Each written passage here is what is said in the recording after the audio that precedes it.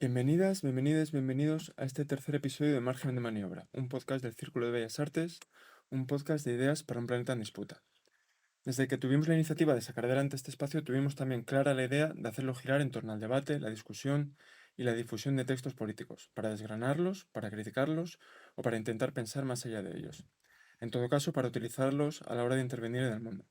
Y tanto nos gusta esta forma de usar los textos que dos de los miembros del podcast, Carlos y San, han pensado que no bastaba con leer y criticar, sino que, sin coordinarse, aparentemente, han publicado casi a la par en dos libros, Hacer Mundo, con lengua de trapo, y El fin de la paciencia, un ensayo sobre política climática, con anagrama.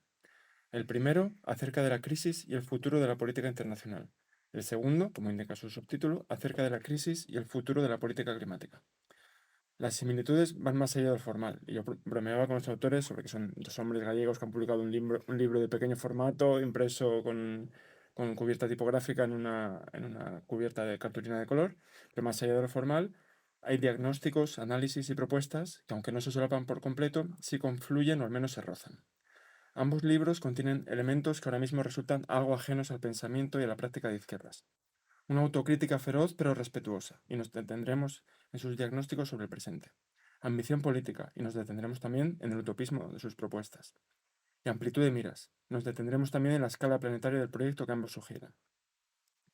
El retrato que hacen ambos libros sobre una fuerza transformadora, enclenque y desorientada, sobrepasada por la fragmentación y la descomposición de cierto orden mundial, contrasta con la magnitud de los retos que presentan, que a menudo tratamos en este podcast y en otros espacios. Efectivamente, la complejidad reside en el tránsito entre ese nada prometedor punto de partida y el lugar en el que ese desorden planetario al menos no se convierte en un infierno. Si además no solo no se convierte en un infierno, sino que somos capaces de generar las condiciones para cierto nivel de emancipación y prosperidad, entonces la ambición de estos libros habrá dado en el clavo y habrá producido sus frutos.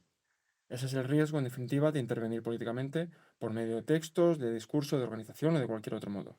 A cada uno se lo mide por sus resultados. Las ideas han de tener consecuencias. Y aunque aquí todos somos amigos, será interesante también buscar en esta conversación los puntos de fricción, no solo entre los dos libros, sino entre los autores y su propia obra. Sabemos que una vez enviado a imprenta, un texto ya no pertenece a quien lo ha escrito, y para el autor incluso puede ser como desprenderse de un lastre de ideas y visiones que le han acompañado durante mucho tiempo. Un desprendimiento que permite empezar a pensar de cero en otros problemas, a menudo a partir de la autocrítica. Pero bueno, veremos si es demasiado pronto para ello. Bueno, bienvenidos, Carlos y San. Gracias. Gracias Gracias, por gracias. estar aquí. Decíamos en el primer episodio que no sería muy frecuente que estuviéramos los tres. Mentimos. Hemos mentido de manera Claramente, sí. claramente, entonces quizás se repita más pronto de lo que esperamos. No vamos a prometer nada a partir de aquí. Y antes de entrar en materia y de meternos como en la enjundia de los dos libros, quería preguntaros, y más allá de la iniciativa editorial de sacarlos, sé que habéis estado rumiando durante bastante tiempo todos los temas que abordáis en los dos textos. ¿Por qué habéis decidido específicamente escribir sobre estos temas? ¿Y qué creéis que tiene de importante publicarlo como en este formato pequeño de intervención e incluso hay cierto paralelismo entre un análisis un poco frío de la situación y un final, un epílogo que trataremos también en la estructura de este podcast? Un poco más, un estilo es un poco distinto, ¿no? Un poco más utópico, un poco más evocador. Hmm. Entonces, por qué pensáis que este formato es pertinente para hablar de estos temas? Bueno, yo en mi caso, por empezar como por lo formal, diría que la motivación para escribir un libro corto es que no tengo tiempo para escribir un libro largo. Entonces es una cosa puramente de necesidad. También he de decir que es el primer libro que escribo y me he dado cuenta que escribir un libro, aunque sea un libro corto, es muchísimo más complicado que escribir un texto, ¿no?, corto de 10 páginas o 3.000 palabras o no, lo que sea. Entonces tengo la sensación de que igual escribir un texto, un libro largo es incluso, ¿no?, muchísimo más complicado que escribir un libro corto. Entonces me parece que haber empezado por una cosa más asequible ha sido buena idea.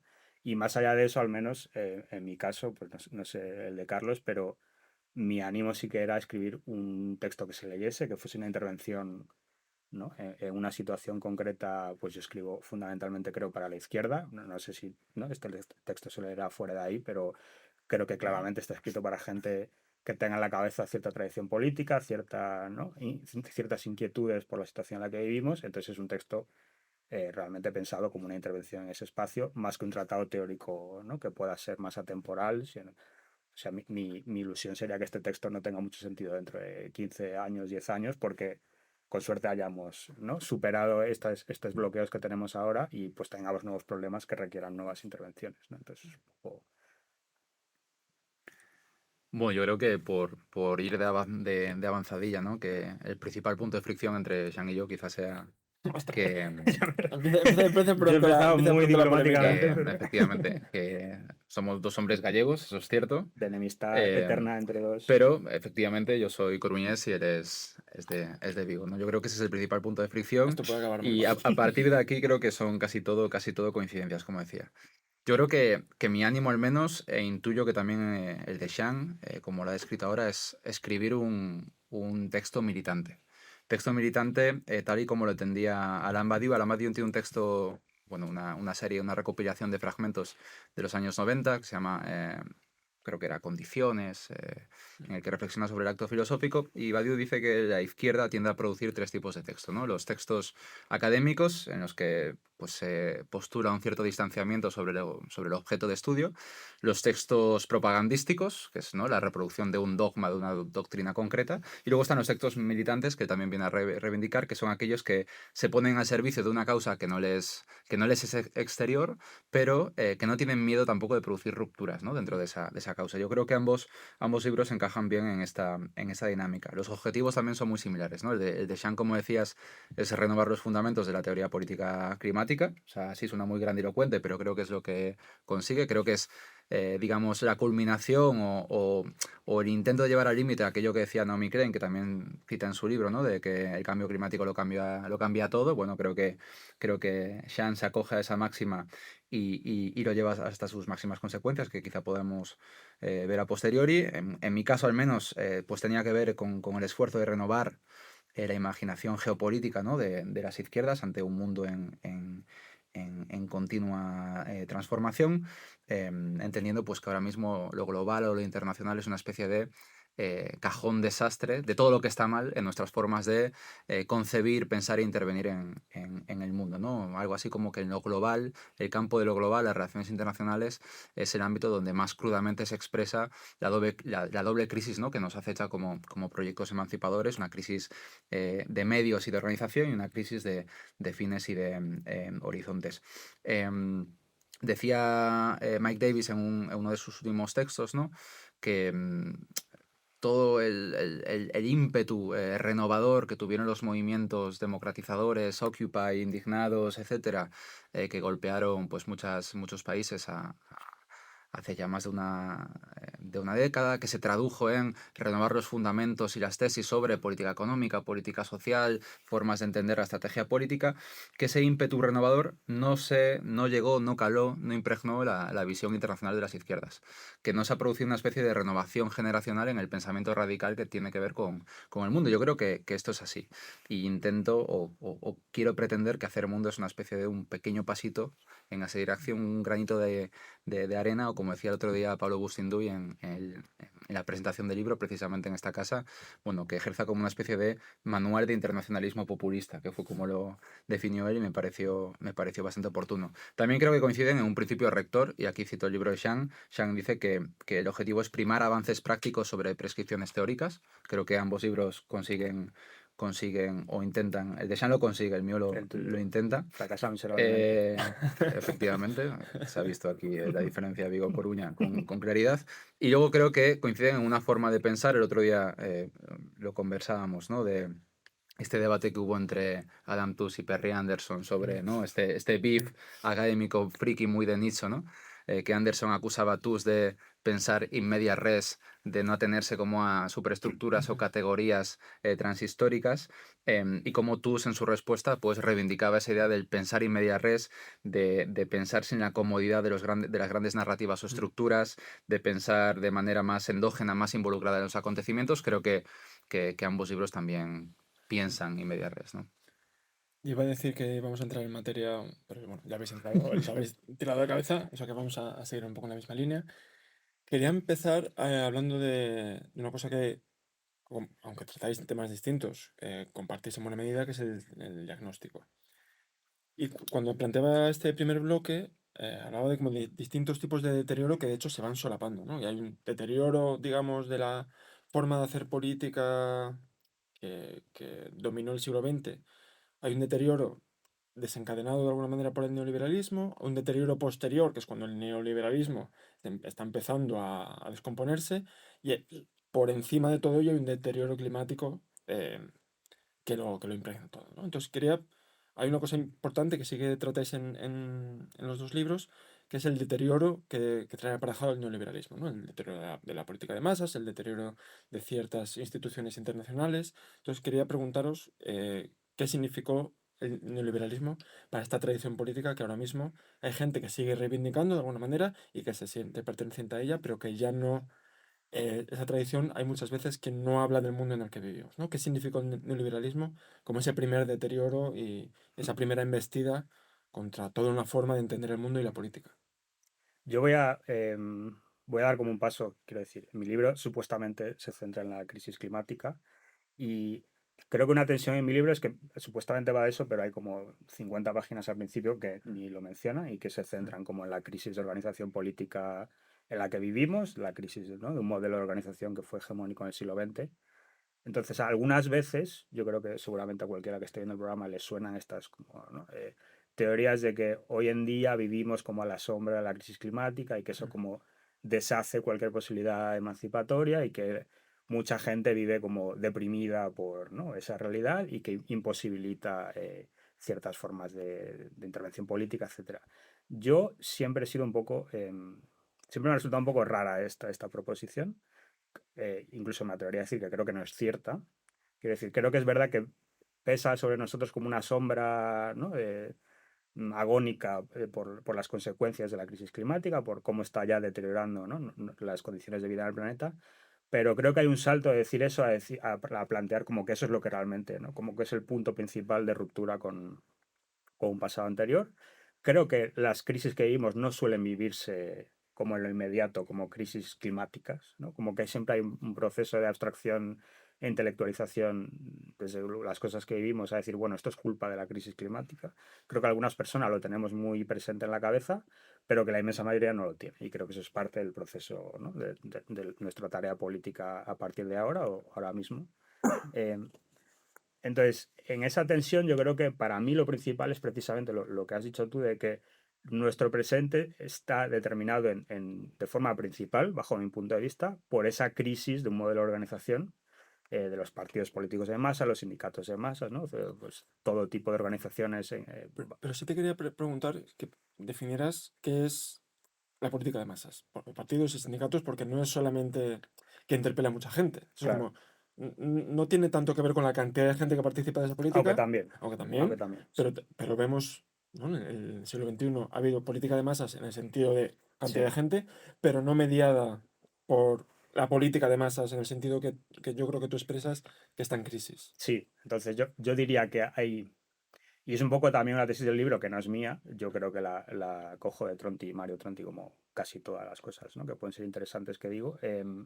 Digamos que para mí hay un fenómeno histórico muy específico, que realmente es muy corto históricamente, en el que surge una forma de involucrar a mucha cantidad de gente, como tú has dicho, que eso no es necesariamente nuevo, ¿no? Como siempre ha habido estallidos populares que involucraban a grandes cantidades de personas, pero que los involucra y las involucra de una forma, yo diría que lo fundamental es estable, como estable en el tiempo, estable con unos principios ideológicos fuertes que pues solían ser de clase, aunque no solo necesariamente, con unas estructuras organizativas, ¿no?, burocráticas, sólidas, bien financiadas por las propias personas militantes en esos proyectos, y que eran capaces de ser una fuerza, digamos, mm, dura ¿no?, de disputa de la política. Y yo creo que eso es lo que determina un poco pues, ¿no?, el siglo XX, digamos, desde la Primera Guerra Mundial hasta la victoria del neoliberalismo. Yo creo que es imposible entender todo lo que ocurre sin eso. Yo creo que, de hecho, esas fuerzas son eh, la parte más activa en esa disputa, por primera vez en la historia de la humanidad, diría, como que se involucran grandes cantidades de personas, ¿no?, de extracción popular en esas luchas, y eso es lo que ha desaparecido ¿no?, desde la victoria del neoliberalismo, poco a poco, y ahora ya, digamos, creo que está desapareciendo. Entonces, creo que una tesis de mi libro, la primera, es que eso ya no está, que vivimos un poco con una nostalgia de esa época, porque fue una época de grandes avances, de grandes victorias, pero que intentar como recuperar esas formas de organización de forma voluntarista no va a funcionar, como ya hemos visto, ¿no? Creo que como que ese estallido ¿no? de la ola de los indignados y su descomposición aparentemente, ¿no? rapidísima, pero que son una prueba de que ese tipo de estallido político no es lo mismo que la forma de organización de política de masas del siglo XX. Entonces, yo creo que ese es como el elemento central para mí. Eso sumado a la idea de que para mí es importante tener claro que el siglo XX no es como la normalidad política, el siglo XX es una excepcionalidad política. Y lo que vivimos ahora es más parecido a lo que era la política antes de eso, el siglo XIX, o incluso antes, ¿no? Y creo que es importante como interiorizar eso a nivel, ¿no? Pues, individual y colectivo y de análisis.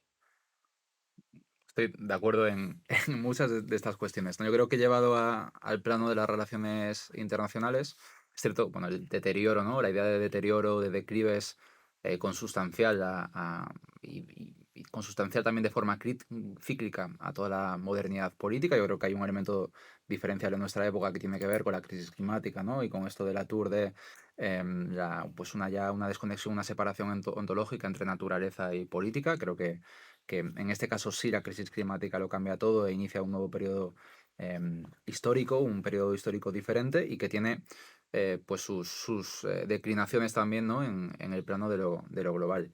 La idea de deterioro también nos lleva a concepciones pues, o connotaciones negativas, ¿no? Evidentemente.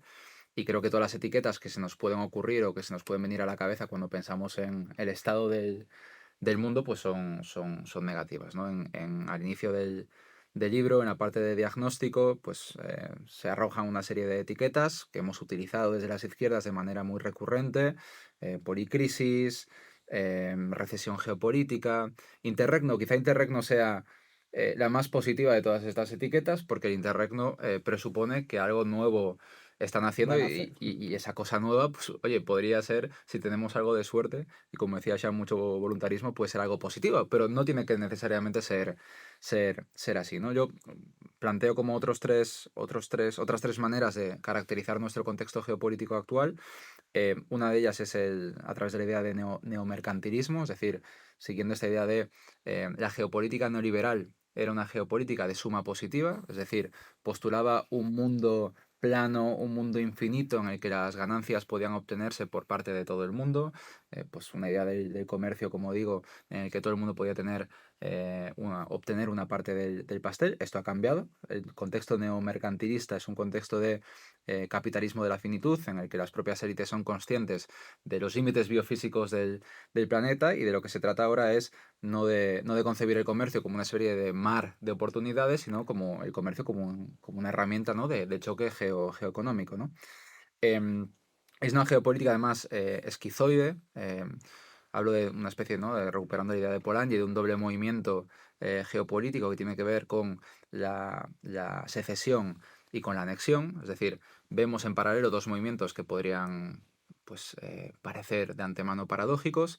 La anexión, pues la vuelta a la conquista territorial, a las viejas formas imperiales que creíamos, digamos, ya abandonadas. Y el mejor ejemplo de esto es la agresión imperialista rusa en Ucrania, pero hay más ejemplos a otras escalas en los últimos años. Y la secesión, esta idea también de las élites, ¿no? que se popularizó en nuestro país, la idea de la secesión de las élites, ¿no? Que tiene que ver pues, con esta creación de pequeños hubs, enclaves financieros, plataformas en aguas continentales, ¿no? Esta idea de Peter Thiel, esta veneración por las ciudades-estado minúsculas como Singapur, que pues tengan unas leyes y unas legislaciones fiscales propias. Bueno, esta idea de secesión y anexión creo que también opera en nuestro presente esquizoide. Y luego la idea de contrarrevolución, ¿no? A partir de la crisis del 2008, se ahonda en esta idea de que las instituciones internacionales, que provienen sobre todo de los pactos de posguerra, especialmente en el marco de las Naciones Unidas, ya no responden a los equilibrios de poder realmente existentes, y esto produce un fracaso de expectativas, una serie de impotencias que derivan en pues, una una crisis casi irreversible del orden internacional. Creo que esto era así, pero que estamos en una fase ulterior, una fase de contrarrevolución geopolítica en el que hay un esfuerzo coordinado por desmantelar las conquistas, aquellos pequeños avances, aunque nos parezcan insuficientes, ¿no? del llamado orden liberal basado en reglas, y una especie de horizonte alternativo de vuelta pues a la ley de la jungla, a la ley del más fuerte, a una geopolítica de esferas de influencia. Ponía como ejemplo la analogía histórica, ¿no? de la Liga de los Tres Emperadores, que es pues, una pequeña federación pues, muy exigua que, que, que se da en 1873. Entre los emperadores pues, alemanes, ruso y austrohúngaro, que tenían, digamos, pocas cosas en común. Lo único que tenían en común era el miedo ante el avance, ¿no? de ciertas formas de liberalismo, de socialismo, etcétera, y pues decidieron, digamos, aliarse puntualmente para preservar pues esas viejas formas imperiales de pues arrogarse el derecho a conquistar, a dominar sus territorios aledaños, ¿no? Yo creo que sucede algo parecido hoy en día con Estados Unidos y Rusia, con ese acercamiento, y que esas etiquetas son más útiles.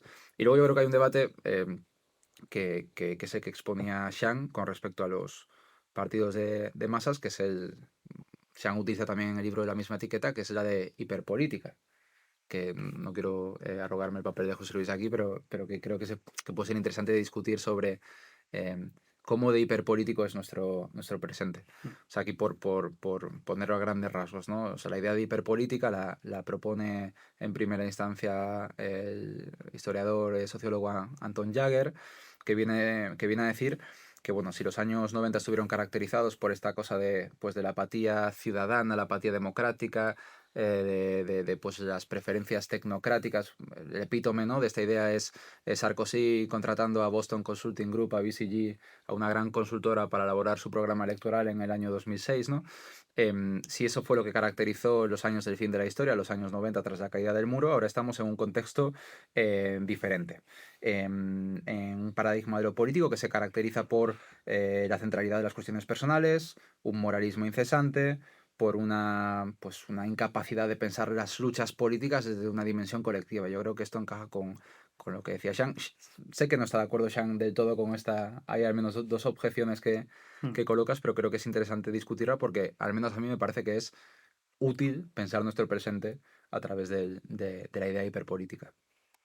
Vale, podemos hablar, Sí, sí. podemos pelearnos sobre... Se puede Yo hablar. realmente no sé si tú lo acoges, quiero decir, a mí me parece una propuesta teórica muy fértil, como muy que da pie como a pensar bien nuestro presente, pero me causa un poco de duda, digamos, los extremos hasta los que lo lleva Anton Jagger. Y yo creo que él comete algunas veces dos errores que no son solo suyos, sino que son bastante típicos a la hora de pensar nuestro presente, ¿no?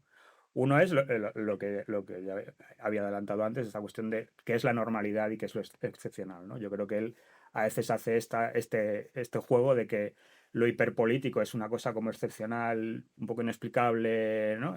Inquietante, él lo llama frenesí impotente, creo, y que lo que hay que hacer es volver a la normalidad pues, del siglo XX, de los partidos de masas, pues cierta tradición un poco más dura, sólida ¿no? de la organización política e intervención. Yo creo que eso es un poco confundir lo que es normal y lo que es excepcional. Puede que eso no tenga mayor importancia. Y que es una nostalgia además, ¿no? Porque hay cierto componente nostálgico. Nostálgico, sí. Es una nostalgia que está pulsando también el movimiento reaccionario. El movimiento, la derecha ya no, la derecha europea o la derecha europea, pero bueno, también la americana, no pulsa la nostalgia de un pasado casi impensable, ¿no? Como el medieval. Muchas veces el pasado al que se refiere es el pasado de la posguerra, del bienestar de posguerra, de las condiciones de posguerra y demás. Entonces, como que no es. En esa política de masas hay muchas más realidades que únicamente los partidos y los sindicatos, y que ese momento político también lo está. La derecha se está sirviendo para referenciarse. No, el Make America Great Again no es América del siglo XIX o de Es la América de la políticos posguerra, de la ¿no? América de la posguerra. Sí, pero bueno, quiero decir, más allá, la segunda parte es como esa problematización de, ¿no? Esa nostalgia que está dejando fuera, pero yo creo que es razonable, vamos a decirlo así, tener nostalgia en un momento en el que tenías partidos con cientos de miles ¿no? de militantes o millones sindicatos gigantescos, el poder en varios estados, un bloque socialista entero que, ¿no?, ejercía cierta amenaza, ¿no?, existencial que te obligaba a reaccionar. Y pues bueno, ¿no?, ejércitos gigantescos, miles de armas nucleares. Quiero decir, si te pones en ese plan, me parece que si lo comparas la fuerza que tienes Puestos a ahora, tener nostalgia. claro, me parece como que al menos es un debate razonable, ¿no? Decir que pues antes teníamos una fuerza descomunal, teníamos en plural Sí. poco indeterminado, ¿no? Pero si tú te identificas con esa tradición política, y ahora no tenemos nada, ¿no? Ahora tenemos un podcast y un par de becas para investigar, ¿no?, cuestiones culturales. Entonces, estoy caricaturizando, pero bueno, ¿no? Quiero decir, creo que esa es un poco la mentalidad de la gente que, que plantea esto. Creo que el otro problema es quizá mucho más grave, que es el de confundir, eh, digamos que creo que la descomposición de ese mundo, efectivamente ese mundo dejaba fuera a muchas personas, no solo en los países occidentales, sino que creo que la relación con los países del llamado sur global también era, ¿no?, como que invisibiliza un poco las relaciones poscoloniales o, ¿no?, desiguales entre norte y sur global. Y creo que ahí puede haber puntos de contacto inquietantes con la derecha ahora mismo, ¿no? Pues idealización de esos años, creo que ahí como que se encuentran en ciertos lugares que no son muy productivos políticamente. Pero digamos que la descomposición de ese mundo, paradójicamente, creo que ha traído avances políticos muy significativos, ¿no? El feminismo para las mujeres en cuestiones medioambientales y climáticas. Incluso yo me atrevería a decir, y esto sé que es bastante, ¿no?, polémico, pero creo que una de las cosas que el neoliberalismo ha hecho de facto es redistribuir hasta cierto punto el poder internacional de forma menos sesgada hacia los países occidentales, ¿no? Creo que es imposible entender el auge de China sin el neoliberalismo, porque eso les ha abierto una oportunidad que ellos han sabido aprovechar, pero que en otras circunstancias geopolíticas o, ¿no?, o de gobernanza mundial no habría sido posible.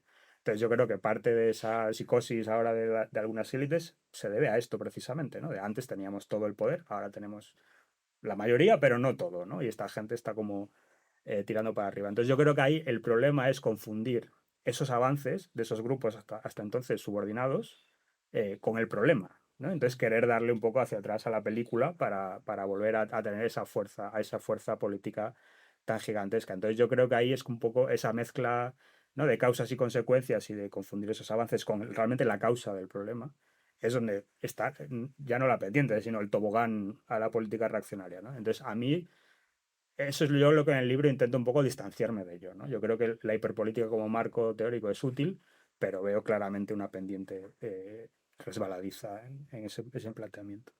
En realidad estamos de acuerdo. O sea, Muy bien, pues nada. creo que voy a comenzar cada intervención diciendo que en realidad estamos de acuerdo. Y para pasar a la Soy, crítica feroz. Pues, soy la parte conciliadora de esta conversación.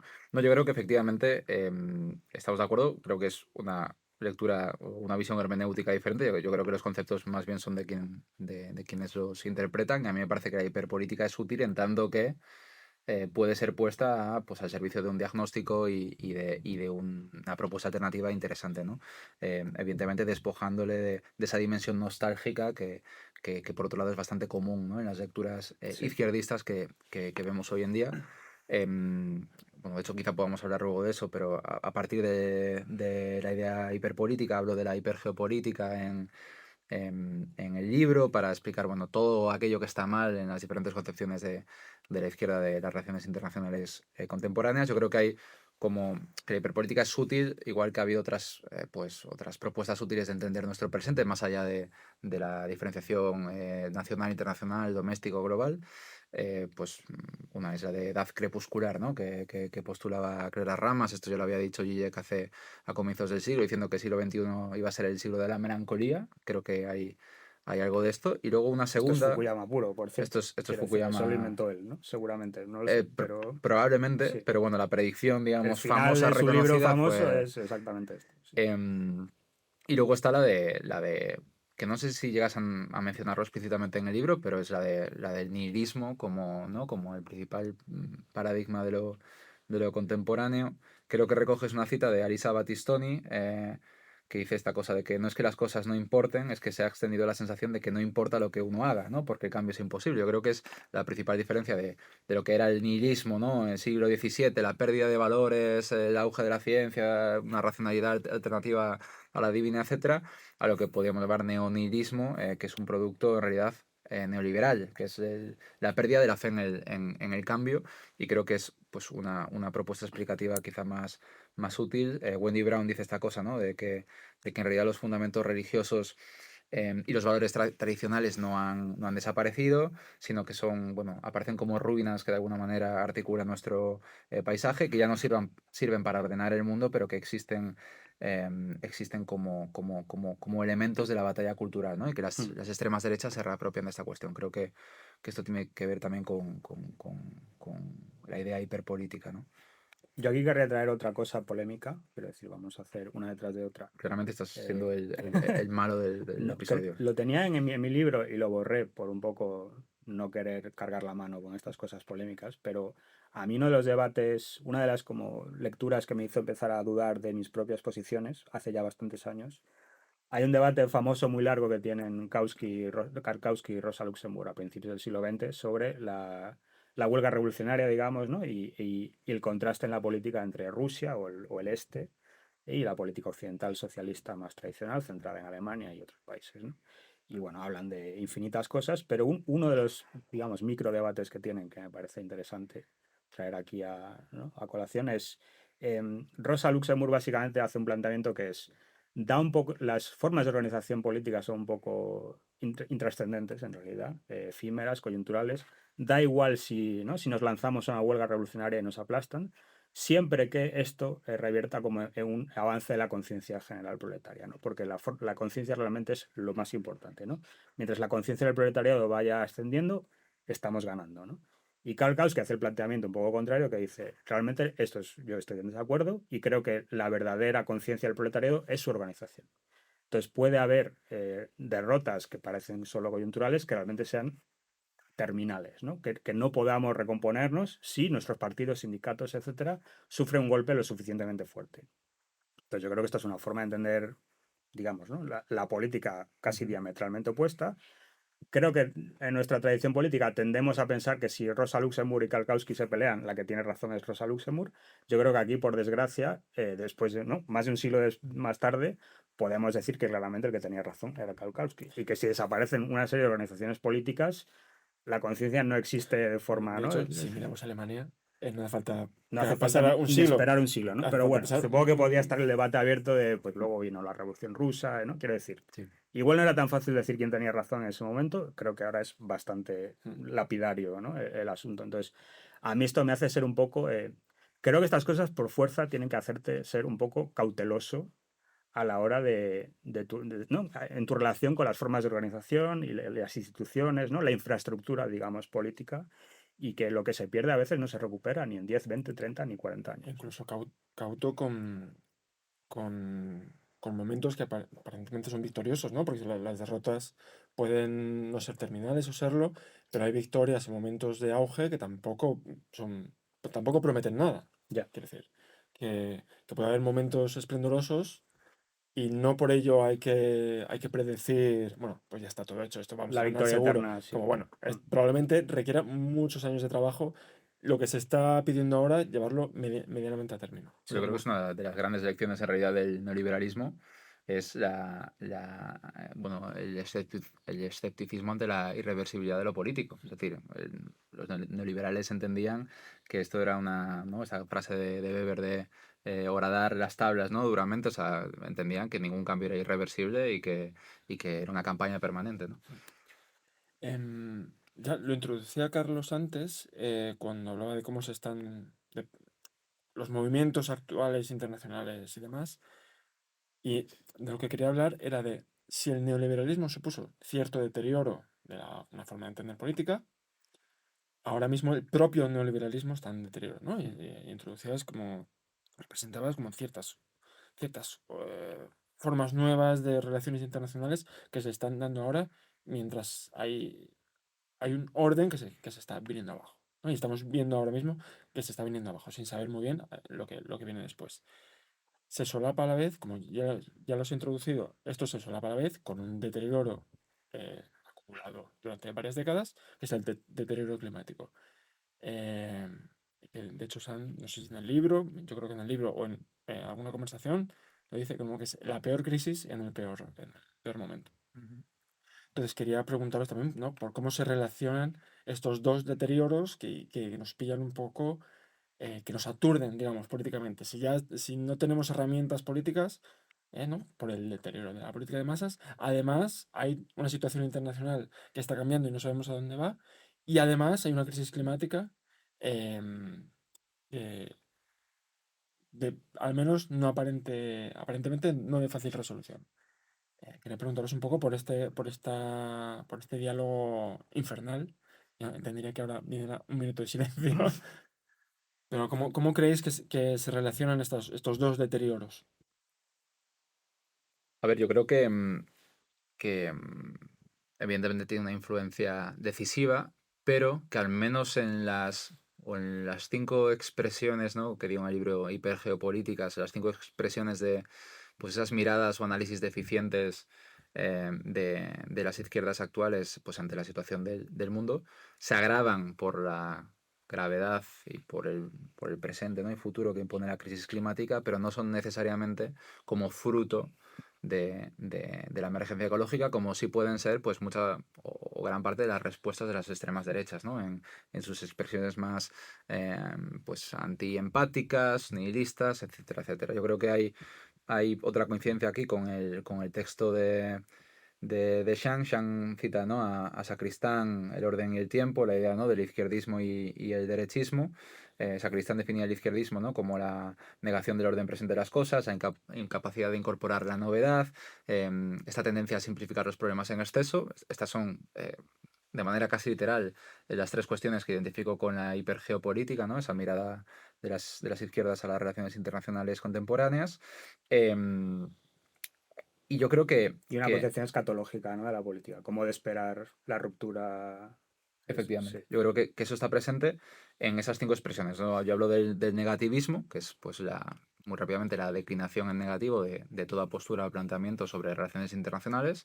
Las respuestas de las izquierdas pues suelen ser gestos de dignidad necesarios pero insuficientes, pues no al genocidio, no a la guerra, etcétera, pero más allá de ese no, de esa oposición que es absolutamente necesaria, no suele haber una propuesta, sino que hay un gran vacío y hay sobre todo una falta de voluntad de cubrir ese vacío. Relacionado con esto está el moralismo, que es pues esa lectura de los conflictos contemporáneos, ya sean interestatales o de otro tipo, como fenómenos morales, ¿no? Ante los que hay que indignarse, pero ante los que no sentimos la necesidad de ofrecer una respuesta, una lectura, una intervención política. Está el superparticularismo, que en realidad es una derivación pues de este repliegue identitario y victimista de muchas izquierdas, pero en este caso llevado al orden internacional, una cierta creencia, ¿no? De que cualquier cosa que haga un actor del sur global tiene que ser necesariamente buena porque sea el sur global, ¿no? Y esto oscurece pues muchas tropelías, ¿no? Que cometen algunos estados antiguamente no alineados. Hablo del campismo, que quizás sea, ¿no? Pues la etiqueta más común, que es esta tendencia a observar las relaciones internacionales a través pues, de campos, ¿no? De bloques. Esto es una herencia de la Guerra Fría, ¿no? En la que había pues, dos grandes bloques, el mundo bipolar. Estamos en un contexto que ya no exige esas miradas, pero muchas izquierdas, por desgracia, siguen viendo, y esto explica, ¿no? Pues el antiimperialismo unidireccional, la connivencia de algunas izquierdas con el régimen de Putin. El campismo también tiene otras expresiones, como pueden ser el atlantismo, ¿no? O sea, una especie de creencia o de fe en una alianza con Estados Unidos con independencia de quién ocupe la Casa Blanca o con independencia de lo que haga Estados Unidos. Es una deriva también muy peligrosa. Y luego el realismo, ¿no? Lo que llamo en el libro jaula de hierro realista, pues esta tendencia también de algunas izquierdas a acogerse a una teoría de las relaciones internacionales, la teoría realista, que ha sido siempre pues producto o ha sido siempre casa común de movimientos conservadores, ¿no? Pues una teoría que ve el mundo como esta especie de espacio anárquico, una visión, digamos, antropológicamente negativa de las relaciones humanas y por ende de las relaciones internacionales, una visión mediada exclusivamente por la idea de seguridad nacional, una idea pues, que nada tiene que ver con las tradiciones izquierdistas, marxistas, emancipadoras de las relaciones internacionales, ¿no? Y estas cinco lógicas, estas cinco expresiones hipergeopolíticas, evidentemente se agravan, ¿no? con la crisis climática. Yo creo que quizás si hay una cosa que quiero decir en mi libro precisamente es que para mí la relación de la crisis climática con esta crisis global o planetaria no es tanto quizá que aquí hay un punto de fricción, no lo sé, pero no es tanto un problema de agravar algo que ya es malo, sino de cambiarlo en cierta forma radicalmente, ¿no? Entonces, si no existiese la crisis climática, quizá me relacionaría con esta crisis política como la frase esta famosa, ¿no? Creo que es de Mao, de reina el caos bajo las estrellas, la situación es excelente, ¿no? Em, Creo que evidentemente sería una situación muy dramática, con crisis políticas que pueden ser calamitosas, de auge de la extrema derecha, puede haber guerras, incluso puede haber guerras en las que, ¿no?, se utilicen armas nucleares. Desde que existen esto siempre es una posibilidad, y digamos que puede que nos aboquemos a un abismo solo a partir de, ¿no?, la problemática política de la descomposición del orden internacional del que veníamos. Entonces, no es que sea una situación buena, pero yo sería más optimista en el sentido de que creo que estas crisis inevitablemente generan la posibilidad de superarlas, ¿no? Creo que esto ha pasado anteriormente y hasta el momento hemos conseguido, digamos, evitar los males mayores e imponer como soluciones que puede que no sean perfectas, pero que eran razonablemente emancipadores dadas las circunstancias.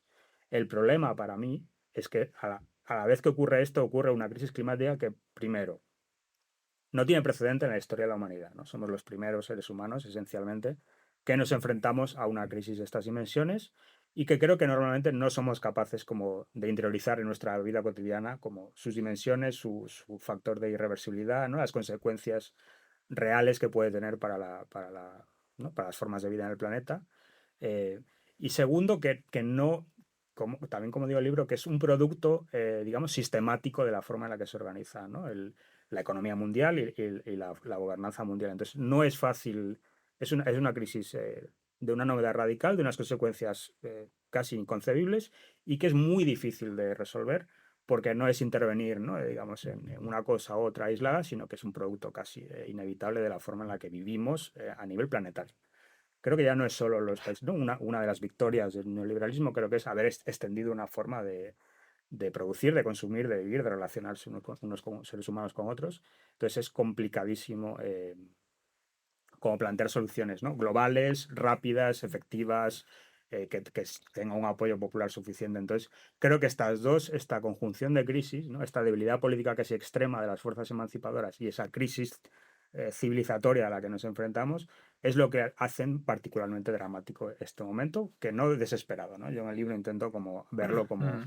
no una oportunidad, ¿no?, digamos, no este optimismo estúpido de toda crisis es una oportunidad, pero sí que intento tomarme en serio el problema de bien, qué oportunidades hay aquí de intervención, ¿no?, qué formas de intentar evitar estos males podemos realmente tomarnos en serio. Bueno, Entonces, de hecho recuperas, ¿no?, la idea de Albert Hirschman de ver las crisis como una bendición disfrazada, ¿no? De exacto, cómo sí. quizá en el momento presente seamos incapaces de ver aquellos cambios que pueden llegar a producir, pero que con pues, cierta distancia histórica identifiquemos que esas crisis derivaron en una serie de cambios. O sea, yo antes detallé todo lo que estaba mal, ¿no?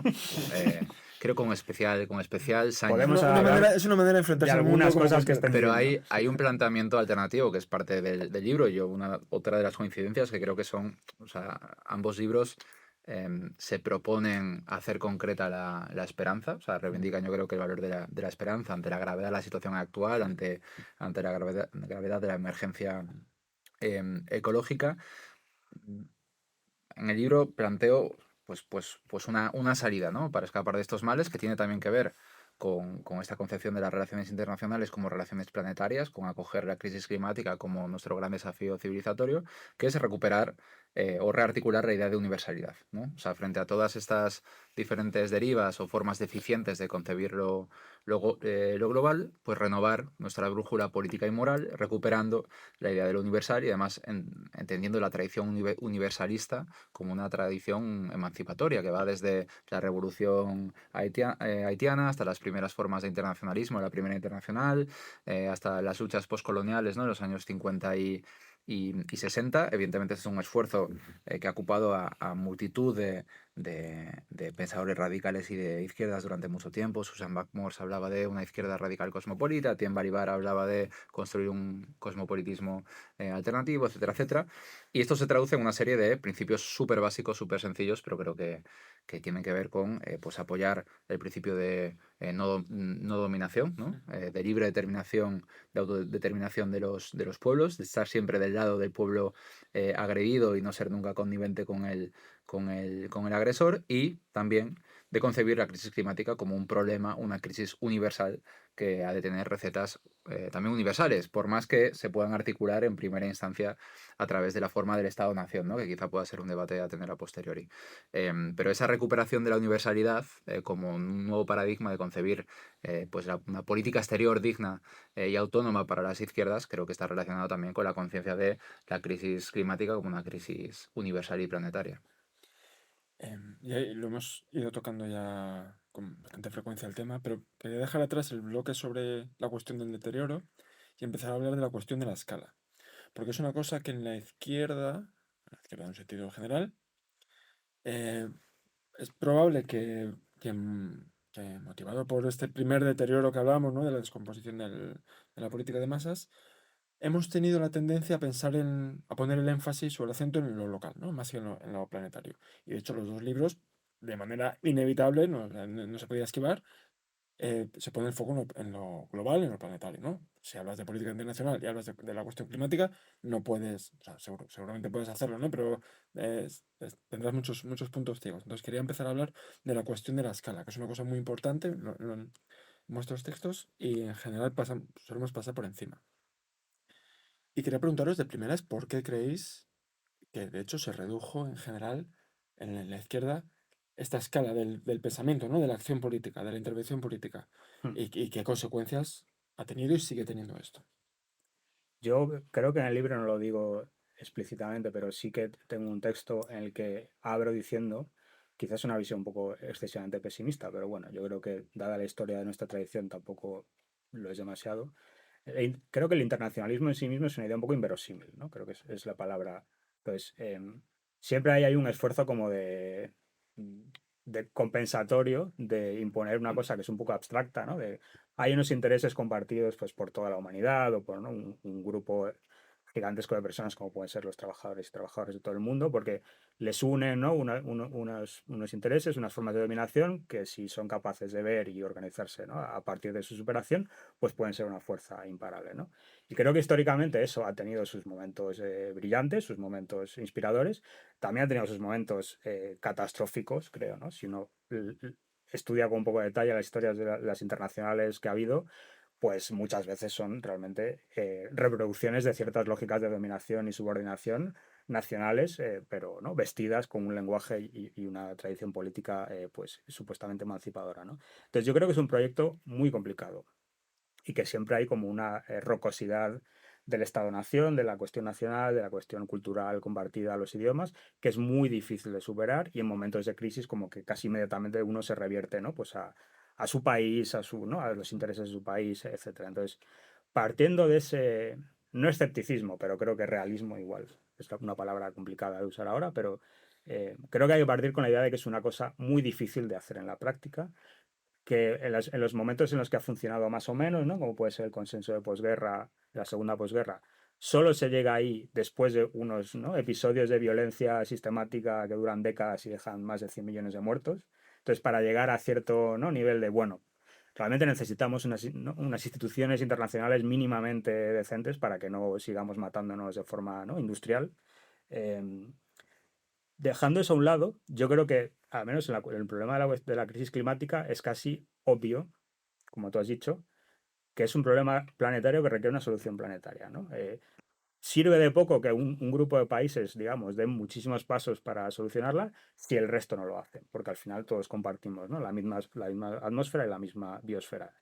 Entonces, partiendo de ese problema, eh, yo en el libro propongo, digamos, hago creo como un doble movimiento, ¿no? Primero vuelvo a ese realismo que yo creo que es necesario, es decir, no veo forma de dar pasos adelante si no es a través de los estados-nación. Y aquí copio el realismo de los neoliberales, que en su concepción también era pues cosmopolita, globalista, ¿no? Planetaria, pero entendían que había habido unos avances políticos que hacían el Estado-nación democrático, digamos, una fuerza indestructible, ¿no? Entonces tenían que saber adaptarse a ella. Yo creo que hay que asumir eso mismo. El neoliberalismo, ahora como hemos dicho, está en deterioro y está volviendo otra vez como la fuerza, ¿no? de los estados-nación y ese nacionalismo. Entonces yo creo que eso es necesario, pero lo que tenemos que hacer creo que es buscar formas de hacer política planetaria apoyándonos en eso, ¿no? Yo un ejemplo que doy en el libro, que me parece que nos obsesiona a varios de los que estamos en la mesa, es el papel de China. ahora Ujú. mismo, ¿no? Creo que A varios, a varios, a todos, ¿no? concretamente a los tres. Pero bueno, creo que el papel de China, digamos, China está haciendo política planetaria, Mm. climática.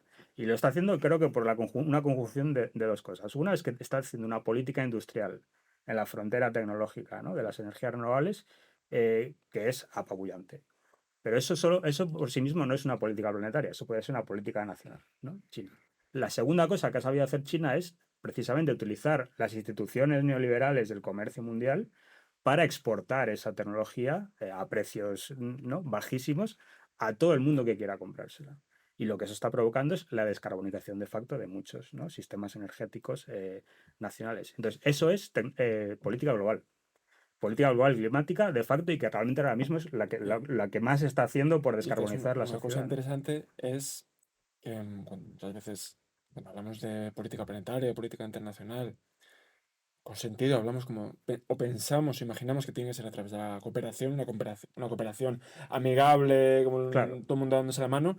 China no está haciendo esto. Y lo sí. está haciendo, de hecho, la política industrial de China y el escenario, hasta que llegó Trump y reventó todo, esa descarbonización se aceleró a través, de hecho, de la competencia, de la competición de modelos industriales. Y de los problemas de interés, ¿no? De Mm, seguridad nacional. Quiero mm, decir, ahí se mezclan muchas cuestiones que nos ponen nerviosos. mm, Pero creo que uno de los resultados incuestionables es que está siendo una política climática efectiva mm, global. mm. De las pocas, insisto, que están realmente dando resultados. Entonces, yo creo que este tipo de paradojas, quizás, ¿no?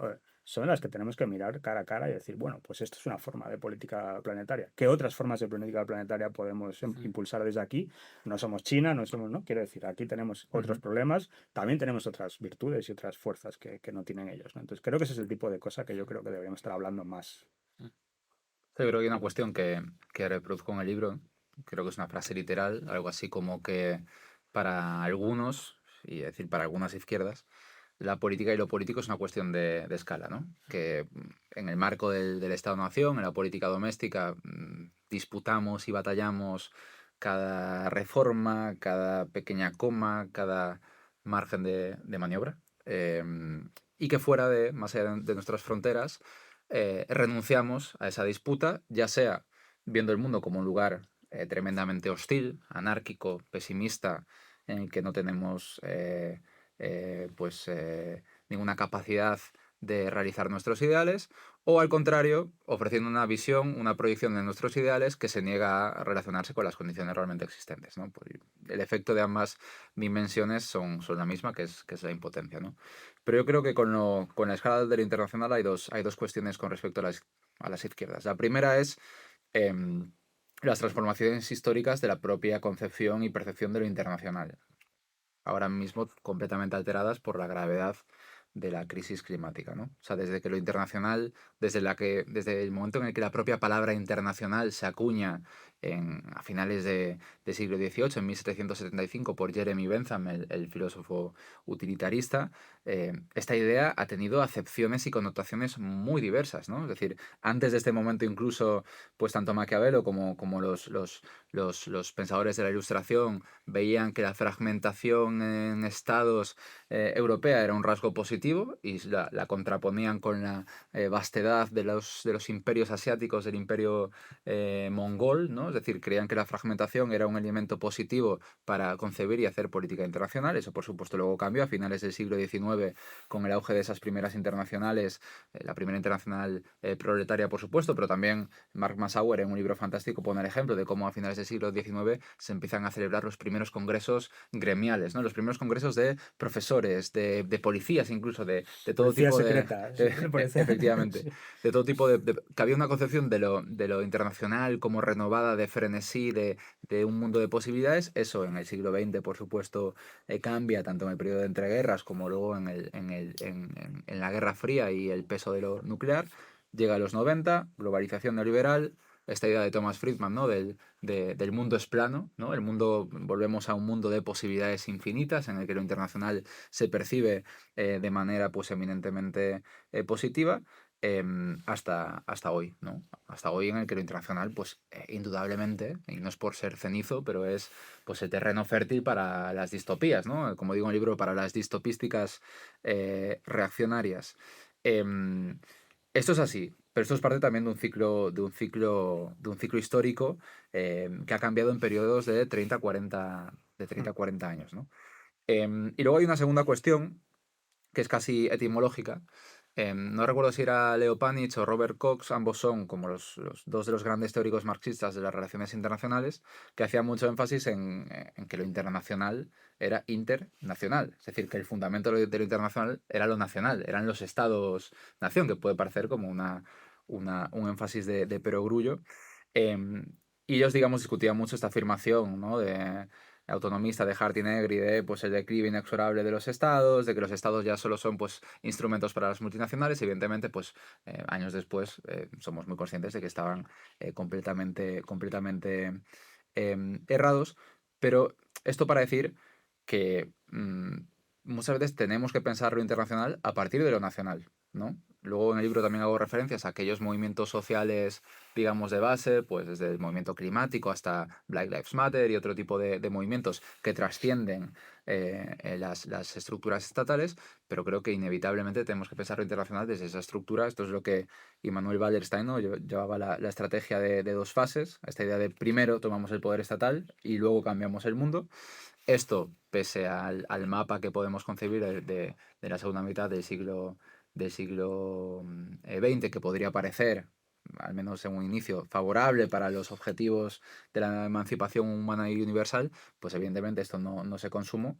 Pero creo que en realidad la estrategia de dos fases sigue siendo la única estrategia posible, aunque la complementemos con esa labor, ¿no? De los movimientos sociales, aunque le demos la relevancia que merecen, pero que el fracaso en las izquierdas o de las izquierdas con lo internacional tiene que ver principalmente con su fracaso con lo nacional, ¿no? Es una primera barrera que no hemos logrado desbordar todavía.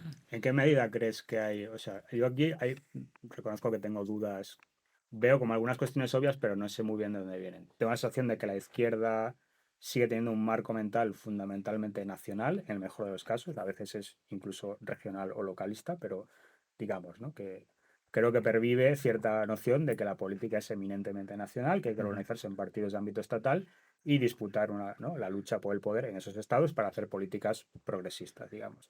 Yo aquí veo como una continuación de cierto sentido común de la segunda posguerra, en el que el mundo se entendía principalmente así, ¿no? Como que el mundo estaba separado en estados, había cierta coordinación entre ellos, pero había un capitalismo nacional, ¿no? Se reinvertían los productos de crecimiento económico fundamentalmente a nivel nacional, aunque había comercio entre ellos, etcétera, etcétera. Yo veo que ahí esta idea persiste, pero lo que fracasa completamente es esa segunda fase del proyecto, ¿no? Entonces, no hay proyectos, no hay propuestas de cooperación internacional, institucionalidad internacional. La Unión Europea en la izquierda se ve normalmente, en el mejor de los casos, con escepticismo, sino con odio directamente. Entonces, ¿por qué crees que ha pasado eso? ¿Es una reacción al éxito neoliberal en el que ya lo internacional se ve como el enemigo? ¿Es simplemente una nostalgia extraña de esa segunda posguerra? O sea, yo creo que estoy totalmente de acuerdo y de hecho parte del objetivo del libro es poner remedio a esa deficiencia que es evidente, ¿no? Y pues de ahí un poco los ánimos a recuperar pues la visión de las Naciones Unidas o del orden global como un terreno de disputa política, ¿no? Que es una renuncia que es evidente que las últimas décadas o sea, por poner el ejemplo de las Naciones Unidas, ¿no? Ha habido como tres grandes oleadas de reforma. Este año, que es el 80 aniversario, ¿no? de la formación de las Naciones Unidas, se supone que hay una cuarto movimiento de propuesta de reforma, pero en realidad esta reforma se va a traducir en recortar el 20% del personal, un presupuesto. Bueno, Buena reforma, ¿eh? Es una quizá luego reforma podamos hablar de la técnicamente. crisis casi terminal que viven las Naciones Unidas en su 80 aniversario. Digamos, hay una absoluta carencia y ausencia de propuestas de reforma. De nuevo, de ahí un poco el objetivo del libro. Y lo otro creo que tiene que ver pues, con esta lógica, digamos, acumulativa o de escala que proponía antes. O sea, se cae el muro de Berlín, las izquierdas entran en esta fase de, pues lo que decía Perry Anderson, ¿no? De la sublimación de la derrota, de no asumir que de alguna manera hemos sido derrotados, un poco la acogida pues de la impotencia y el repliegue como formas de hacer política. Y yo creo que esa imposibilidad de incluso a veces concebir lo nacional como un terreno de disputa, creo que nos impide muchas veces concebir lo internacional como un lugar en el que se pueden arrancar y se pueden lograr conquistas. Creo que sigue habiendo un elemento gradual. Estoy totalmente de acuerdo en que, y de nuevo es una cuestión que me encantaría poder remediar o contribuir a remediar, que hay una visión como muy localista, muy en clave nacional de las izquierdas, pero lo entiendo a partir de, pues, especialmente la derrota, ¿no?, de los años 90, cómo se percibió por muchos movimientos políticos de nuestro espacio, ¿no? Pero a la vez que se da esta situación, ¿no? Como de rechazo casi instintivo a todo lo que suena a institución internacional, se da, hay un movimiento contrario, que es cierto refugio en la política internacional, cierto refugio identitario en la política internacional, ¿no? Eh, hablabas antes como de fórmulas distintas a través de las cuales se manifiesta este identitarismo, el campismo y demás. Entonces, ¿no? Supongo que en la contradicción, bueno, en la hipocresía, como queramos llamarlo, habitamos todos. Pero me resulta llamativo que este rechazo casi instintivo a la institucionalidad internacional, supongo que es porque se lee como institucionalidad capitalista o como lo queramos llamar, contrasta con una ferocidad identitaria quebrantable en el plano internacional, ¿no? Lo vemos con Palestina, con Ucrania, lo vemos con un montón de situaciones. En parte por lo que Bueno, decías, me, ¿no? me gustaría verlo más con Ucrania también. Ya, ya, bueno. Pero yo Pero a creo que veces tiene que se ver, da, o sea, lo vemos en ese sí, conflicto, pero también quizás del encabe, otro lado. quizá del otro lado también, O con lo totalmente. que Sí, decías sí, sí. sobre el sur global, ¿no? Como todo lo que venga del sur global es una cosa súper paternalista, además. Eh, como esa ferocidad identitaria en lo internacional, como que no. O sea, me gustaría que si pudierais dedicarle, o sea, porque ya llevamos bastante tiempo hablando, si pudierais dedicarle un ratito a hablar de cómo se relaciona ese identitarismo internacional con el rechazo a la Yo institucionalidad. ahí solo diría, por meter una cuña de autocrítica, no autocrítica, no sé. O sea, yo ahí veo como una extensión de una lógica que creo que siempre ha existido en los países occidentales o ricos, que es en la izquierda o en la izquierda más radical, que es verse a sí mismo, a sí misma, como un actor pasivo en la lucha, ¿no?, en la disputa política, sobre todo internacional, y ver a las partes oprimidas, ¿no?, oprimidas de facto o dominadas o subordinadas como la parte activa, como ¿no?, la parte con agencia de intervención. Entonces, creo que eso, como siempre en estas cuestiones, tiene parte de realidad y parte, ¿no?, como es un poco problemático esperar que la parte dominadora vaya a ser como, ¿no?, la fuente de la emancipación. Entonces, en ese punto puede haber encuentros positivos y creo que hay parte de razón, pero creo que también la parte como más que a mí me causa sospecha es que siempre tiende a derivar en una como delegación de responsabilidades, ¿no? Entonces, pues bueno, los que derrotaron al fascismo fueron los soviéticos, entonces ellos ponen los millones de muertos y yo pongo como, ¿no?, el recordatorio solemne anual, y ahora mismo pues un poco se repite esa lógica como aquí no podemos hacer nada y depende de los países, ¿no?, del sur global, como dinamitar este sistema podrido y proponer como, ¿no?, otra solución alternativa. Entonces, yo creo que eso es, en el fondo es como, ¿no?, refugiarse pues, en cierta nostalgia un poco inoperante y que hoy en día como que es todavía más insostenible, ¿no? Porque quizás en la Guerra Fría podía haber cierta, ¿no?, cierta racionalidad en algunos de esos planteamientos, aunque yo creo que ¿no?, si eso ocurrió durante un periodo muy breve de tiempo, pero hoy en día es insostenible, ¿no? Y creo que es muy difícil defender con cierta seriedad que pues Rusia o países de ese estilo son de alguna forma más emancipadores que lo que lo pueden ser, ¿no?, los países de la Unión Europea o cualquier otro. Entonces, yo ahí veo como cierta camuflaje de una impotencia política en los países occidentales. Totalmente. Yo creo que hay, de hecho, de nuevo, uno de los objetivos del texto es plantear una vía alternativa a, bueno, pues la comodidad, ¿no?, con el unilateralismo hegemónico, aunque fuera liberal, pero también con bueno, pues con la multipolaridad autoritaria que vemos emerger y que parece que algunas izquierdas se sienten cómodas con esto. Yo creo que lo que comentabas antes tiene al menos dos explicaciones. La primera, que había apuntado con anterioridad, es esta declinación en negativo de ese identitarismo internacional. Es decir, la mayoría de cuestiones vociferantes de las izquierdas a la hora de concebir el mundo tienen que ver con elementos contra elementos contra absolutamente necesarios, pero que el identitarismo se termina ahí, contra la guerra de Irak, contra la guerra contra el terror, contra el genocidio en Palestina. Creo que esa identidad tiene ese elemento como de declinación negativa.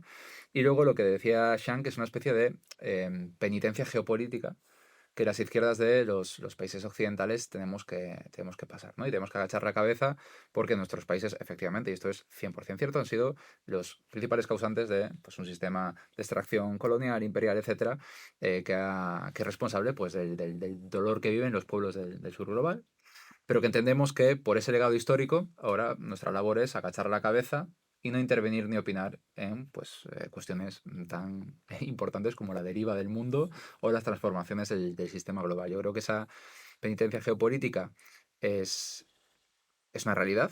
Creo que tiene un elemento positivo de prudencia y de conciencia histórica de cómo hemos llegado hasta aquí, pero creo que a veces puede ser incapacitante y que puede ir en contra de los propios objetivos, ¿no? de la izquierda global, concebida de nuevo como un movimiento internacionalista.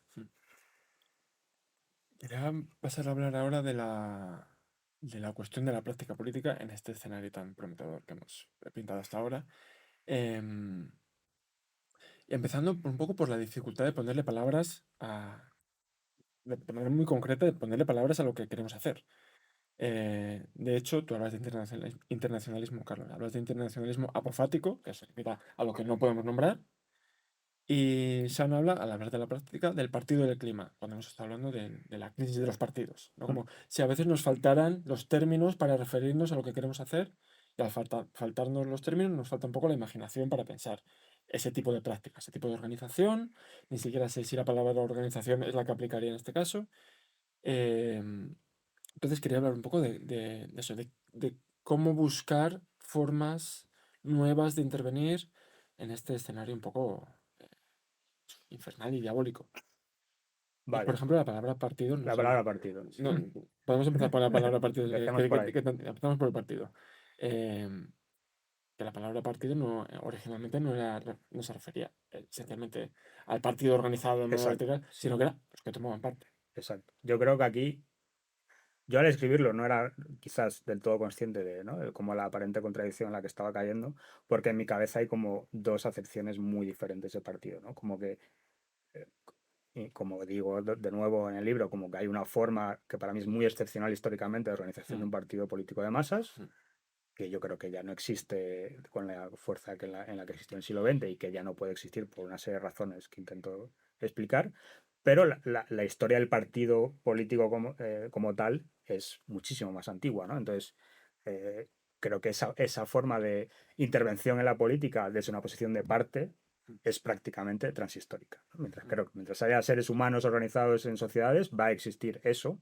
Entonces, para mí, el Partido del Clima obedece un poco a esa acepción de la palabra, ¿no? Lo que intento proponer como posible solución o parte de la solución ahora mismo es precisamente la creación de un Partido del Clima en el sentido de gente que intervenga en la política tomando parte, digamos, por el clima, ¿no? Aunque sea una cosa un poco quizás disparatada, pero creo que es algo que no existe y que debe existir, ¿no? Gente que sea un poco intransigente en la importancia a que le da a la crisis climática y que no acepte esa subordinación constante de lo climático a otras cuestiones que son siempre, pues, parecen, ¿no? Más urgentes o más plausibles de resolverse o más importantes para la gente en su día a día, ¿no? Estando de acuerdo. ¿En qué crees que se traduciría esta intransigencia? Esto es una buena pregunta. Yo creo que volvemos a lo polémico. Por favor. No recuerdo dónde lo leí, creo que igual lo escuché en un podcast de Dick, uno de estos podcasts que son inspiradores de este podcast. Contaba cómo la derecha estadounidense había construido políticamente su fuerza a partir inicialmente, creo, de la cuestión del aborto. Mm. Como creo que contaba, no recuerdo las fechas exactas, pero quizás en los 60 o así, la cuestión del aborto estaba en disputa dentro de la derecha, ¿no? Evangélica estadounidense. Había encuestas y había como una mayoría incluso relativamente a favor del aborto en ciertas circunstancias. Y digamos, con un trabajo muy paciente y sistemático, ¿no? de construcción política, consiguieron crear un polo absolutamente intransigente con la cuestión del aborto, que básicamente era capaz de posicionarse en los debates diciendo, yo en esto no voy a transigir. Entonces, si queréis contar con mi fuerza social, que cada vez va en aumento, tenéis que amoldaros a esta intransigencia, ¿no? Entonces, poniendo un poco de lado, y sé que esto es como, ¿no? Problemático, pero la cuestión de el tema en sí que eligieron, que es terrible y digamos que su victoria ya se está viendo, que es lleva a consecuencias dramáticas, yo creo que tenemos que un poco que aprender de esa, digamos, mezcla entre intransigencia en una cuestión concreta y flexibilidad a la hora de La práctica. introducirse como, ¿no? En organizaciones, disputas, elecciones, etcétera, para poco a poco ir acumulando una, digamos, capacidad de determinar alrededor de qué cuestión gira lo político. Entonces creo que sorprendentemente esa derecha fue capaz de hacer el aborto como una cuestión central de ese movimiento político y yo creo que nosotros deberíamos ser capaces de hacerlo climático Fue tan también. central que cuando fue 4 años, 5 años, cuando fue la derogación de Roe versus Sí, Wade, Robbie Wade. ahora una cosa Hace así, menos incluso, ¿no? Sí, me parece. dos, no sé, sí. El debate interno dentro de estos grupos de la derecha era, como perdamos esto, o sea, no sabemos qué hay después. O sea, era tan central que no tenían una multiplicidad de polos, digamos, temáticos, intelectuales sobre los que sostener su proyecto, sino como esto se venga abajo, como perdamos esto. Pero yo creo eh, que incluso es peor, porque creo que ganar también les ha supuesto. O sea, como que su ¿Y condena ahora qué es hacemos, haber no? ganado, claro, porque ahora es como, bueno, ahora ya no hay, Ahora ¿no? somos reaccionarios en todo, ya. Claro, y creo que se Ya. está un poco como descomponiendo por no tener ese Mm, núcleo rector de su mm. política. Sí, yo creo que la cuestión de las alianzas es quizá la cuestión estratégica más relevante hoy. No estoy de acuerdo. ¿No estás de aunque Aunque Aunque iba, hayas escrito aunque iba a citarte a continuación, pero creo que es la más relevante hoy precisamente por la magnitud de la tarea que tenemos frente y lo estrecho de los plazos, ¿no? Y la asunción, pues difícil en ocasiones, de que para conseguir los objetivos que nos proponemos tendremos que conseguir que otra gente que no piensa como nosotros reme en una dirección semejante. Yo creo que las alianzas, la discusión sobre las alianzas es la más importante hoy, y no hablo de alianzas electorales, desde luego, pero que quizá no prestemos mucha atención y que precisamente el ecologismo, la ecología política, ha sido el movimiento más productivo o intelectualmente productivo a la hora de proponer pues diferentes planteamientos, ¿no? Sean habla del Partido del Clima, recuerdo como Héctor Tejero y Emilio Santiago hablaban del pueblo del clima en su momento, Latour y Schultz hablaban de la nueva clase ecológica, Mann y Wainwright hablaban de la X climática, bueno, con sus enormes diferencias. El ecologismo político se ha hecho esta pregunta desde hace ya mucho tiempo y creo que ha sido vanguardista, ¿no? Hasta cierto punto. En el libro hablo, en el plano de las relaciones internacionales, del internacionalismo apofático, ¿no? Y para explicar el concepto, pues me basé en una distinción que hizo, de hecho, que hiciste tú, José Luis, ¿no? Entre las alianzas sencillas y las complejas. Las sencillas, aquellas, bueno, pues en las que no renunciamos a nada, que hacemos con nuestros semejantes. Y las complejas, pues evidentemente en las que hay que sobreponerse a discrepancias muchas veces pues fundamentales, ¿no? Es una distinción muy parecida a la que decía Edward Said, ¿no? Entre la filiación, que es esta especie de pertenencia por parentesco, es también muy común entre las izquierdas, y la afiliación, que es una asociación consciente y buscada, una asociación labrada políticamente. Yo creo que necesitamos, siguiendo este esquema, pues más alianzas complejas y más alianzas por afiliación. Y la internacional apofática intenta reproducir esta idea, ¿no? Em, y se basa, y esto puede ser polémico, en un modelo de internacionalismo que ha demostrado ser exitoso, que no es otro que el internacionalismo reaccionario, que es un internacionalismo por vía negativa. Se construye, digamos, negativamente y eso explica su efectividad. Que yo aquí, como en otras tantas cosas, quiero recordar que realmente es un modo de internacionalismo que nos copian a nosotros. Es esencialmente el modelo de la primera internacional, ¿no? Como tú dices en el libro, como hemos Un dicho en programa otros lugares. de mínimos, etcétera, etcétera, ¿no? Y Sí, yo sí. creo que ellos están unidos no tanto por una serie de convicciones profundas, comunes de un programa compartido. De hecho, en la cuestión del programa, por ejemplo, la extrema derecha iberoamericana se une en torno a un documento, la Carta de Madrid, que tiene una carilla y 4 principios, tan laxos como hay que parar el avance del comunismo, hay que defender el Estado de Derecho, hay que actuar no solo políticamente, sino en el ámbito social, cultural, etcétera, y hay que actuar no solo nacionalmente, sino también en el plano global. O sea, estos 4 principios son los que articulan el reaccionarismo iberoamericano. sino, como decía antes, no tanto por esas cuestiones compartidas como por la identificación con claridad de un enemigo común. Y a este respecto citaba en el libro un titular del País de Jorge Buxadel, que fuera candidato de Vox a las últimas elecciones europeas, en el que decía: lo que nos une a los Le Pen, Meloni, Orbán, todos ellos distribuidos en hasta 3 grupos parlamentarios, europarlamentarios, es un enemigo común. Esa identificación y esa claridad de poseer un enemigo común que trascienda todas las diferencias es lo que les une. Les une una cuestión adicional, que es una especie de ansiedad civilizatoria, ¿no? Que se articula muchas veces en torno a la idea del gran reemplazo, pues los migrantes como chivos expiatorios. Yo creo que no hay mayor ansiedad civilizatoria que la crisis climática, es decir, que no tenemos ninguna excusa para no emplear esta idea. Y bueno, la parte de apofático tiene que ver con la apófasis, ¿no? Es un término griego, lo recupera Mieville para hablar del marxismo apofático, que es una especie de afirmación negativa, ¿no? Y que se empleó en la teología, en una especie de teología negativa, pues que venía a decir que había que describir a Dios no por lo que era, porque con el lenguaje humano no podías describir lo divino, sino por lo que no era, ¿no? Un acercamiento a tus objetivos por una vía, digamos, silenciosa negativa. Yo creo que esto marca el camino para las izquierdas, ¿no? Unirnos en torno a la ansiedad civilizacional producida por la crisis climática y unirnos en torno, no en torno a grandes programas comunes, como decía Sean, y la Primera Internacional es un ejemplo de esto, sino a una serie de ideas generales compartidas y sobre todo a la convicción de que tenemos enfrente un enemigo enormemente poderoso y perjudicial, ¿no? Luego hablaremos un poco más detenidamente, ¿no? Del final de vuestros libros, ¿no? De cómo estilísticamente rompen un poco con los capítulos previos y demás.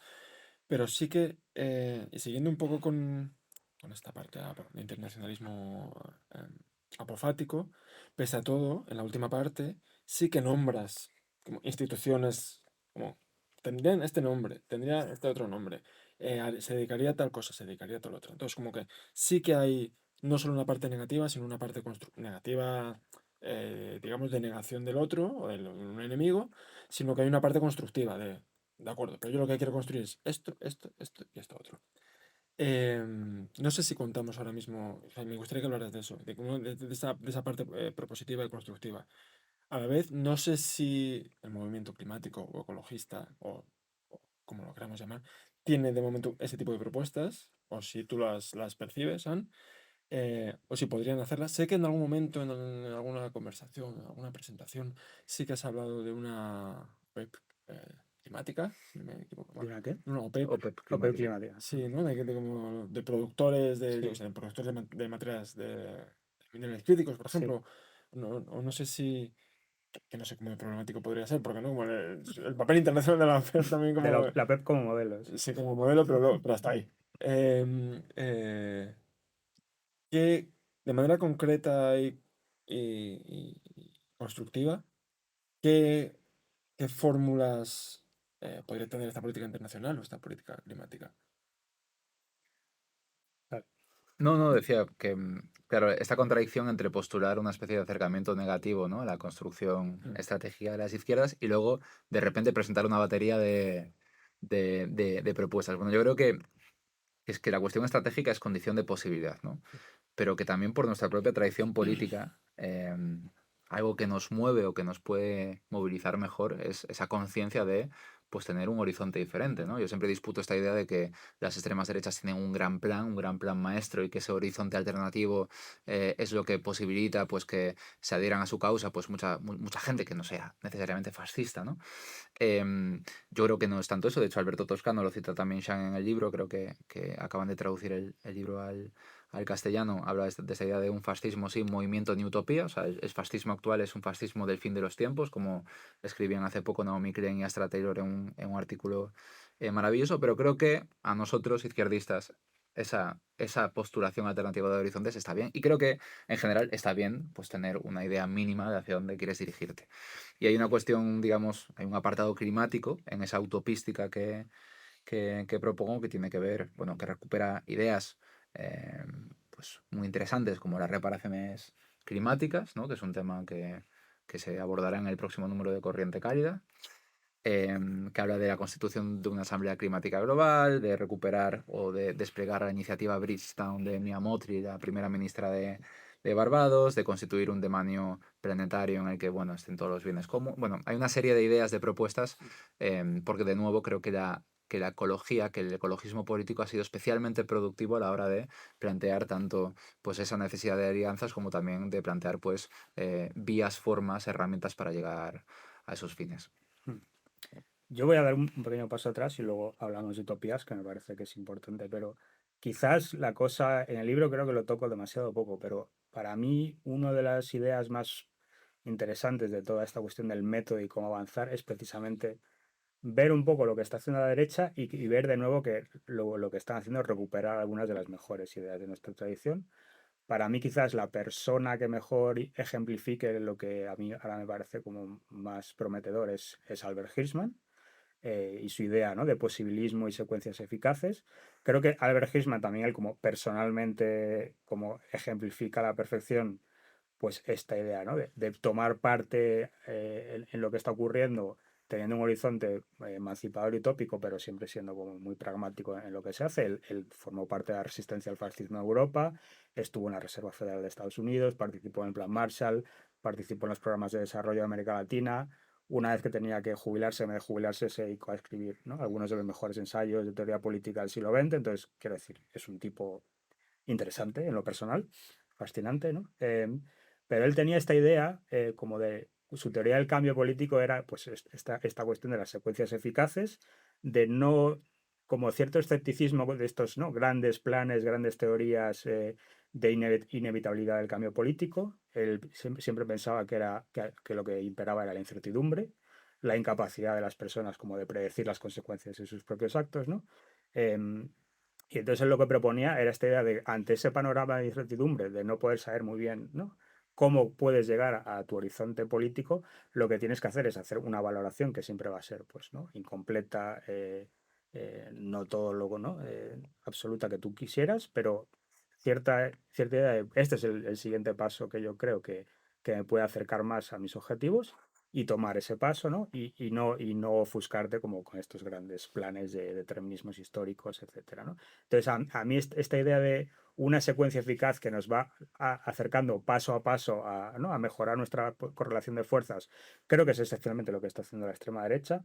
La extrema derecha quizá lo hace de una forma, como tú dices, nihilista, porque ni está claro que tenga un fin más o menos concreto, pero sí que creo que de forma bastante sistemática aprovechan los pasos, sí, que pueden dar para afianzar sus posiciones, ¿no? Ya sea tomar el poder en diferentes estados, machacar, pues, ¿no?, los sindicatos, a sus enemigos políticos, ahora en Estados Unidos las universidades, que ellos entienden que son como, ¿no?, un refugio del globalismo intelectual progresista y que deben aplastar. Entonces, creo que en ese sentido debemos aprender como ¿no?, de ese afán por dar todos los pasos posibles y hacer una secuencia eficaz de progreso político. Entonces ahí creo que Hirschman es más interesante que, pues, ¿no?, ciertos determinismos históricos que existen tanto en la izquierda como en la derecha, ¿no? En la derecha quizá el más dominante hoy en día quizás es esta idea de la economía como ¿no?, una zona autónoma de funcionamiento que por sí misma nos va a llevar a destinos deseables, y la política como ¿no?, una molestia en ese proceso más o menos automático, ¿no? Y creo que en la izquierda hay como un determinismo prácticamente inverso en cierto sentido a ese. Entonces, digamos, para mí esa forma de intervención en la política es la que me parece deseable, pero yo ahí sí que le añadiría como la cuestión de como un horizonte utópico y una política climática más explícita, que creo que ahora vamos a hablar de ello, ¿no?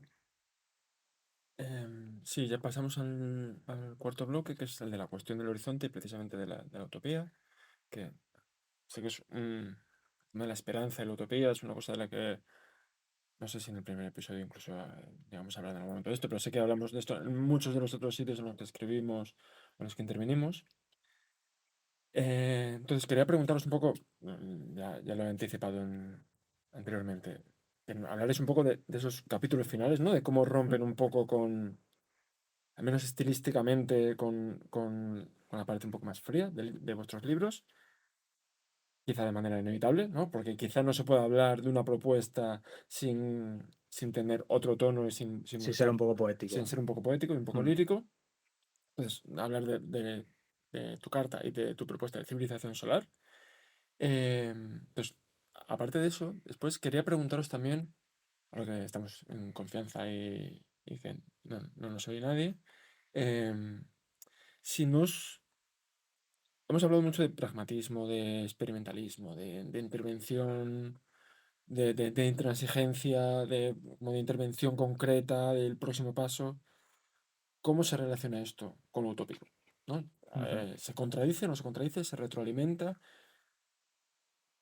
Eso por un lado. Y por otro, eh, supongo que llevamos ya bastante tiempo desde otros lugares insistiendo en la necesidad de imaginar otros futuros, de recuperar el pensamiento utópico y demás. Em, ¿Dónde están los límites de esto? ¿No? ¿Dónde está el límite de la necesidad de imaginar futuros? ¿Hasta qué punto puede servir incluso, ya siendo un poco ya fustigándonos, puede ser un poco refugio, ¿no? Nuestra propia imaginación como refugio a la hora de intervenir, ¿no? O sea, yo creo que tenemos los dos polos, Sí. los tres tenemos los dos polos dentro, ¿no? Tenemos que intervenir pragmáticamente y en el próximo minuto cuál es la realidad política a la que nos enfrentamos y a la vez tenemos esta pulsión utópica. Eh, no sé si esta pulsión utópica o esta necesidad de imaginar o esta reivindicación de imaginar en algún momento puede llevarnos un poco a perder el norte y a refugiarnos ahí frente a esa necesidad de intervenir realmente en la práctica. Bueno, yo creo que diagnóstico, estrategia y programa son tres cuestiones diferentes que tienen que disputarse, digamos, en paralelo o al mismo tiempo, ¿no? Creo que centrarse en una de ellas no quita que podamos disputar pues las otras, ¿no?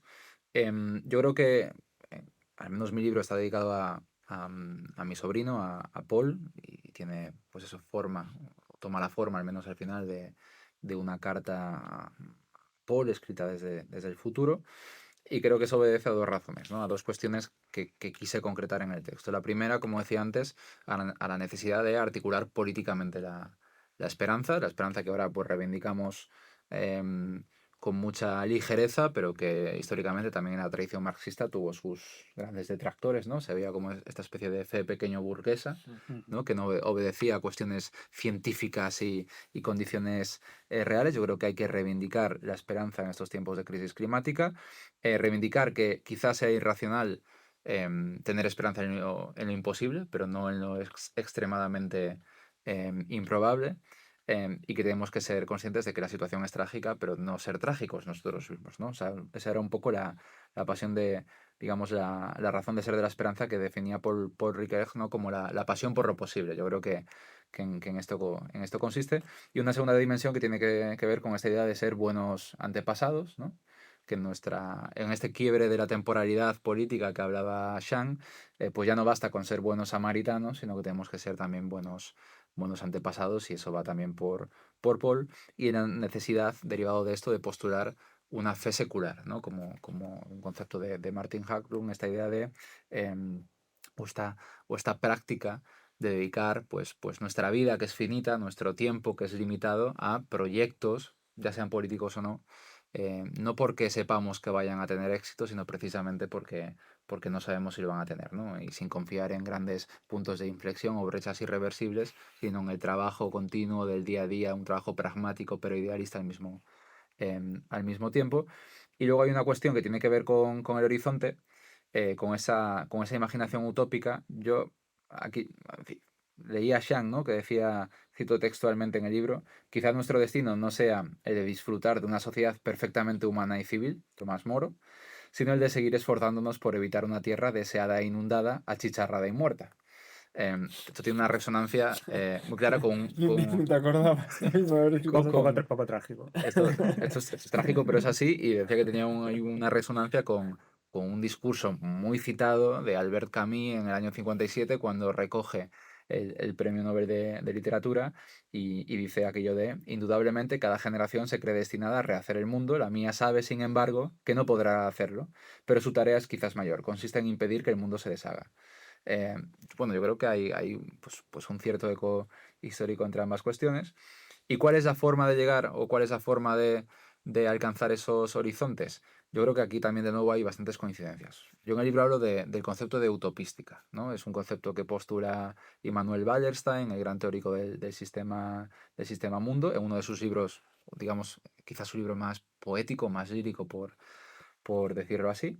Wallerstein contrapone la utopística a la utopía concebida como significa literalmente ningún lugar. La utopística vendría a ser, en contraposición a este horizonte ideal, pues una especie de alternativa aterrizada y gradual, un análisis concienzudo de las alternativas históricas, esta idea de Marx de hacer política con las condiciones inmediatamente dadas y heredadas, y la de Shang, que bueno, que evidentemente que la cuente él, pero es esta idea del utopismo pragmático que en realidad creo que tiene muchas cuestiones en común. Y hay otra convergencia, creo que entre ambas dimensiones, que es esta idea que describió en su última intervención, de la gobernanza experimental, ¿no?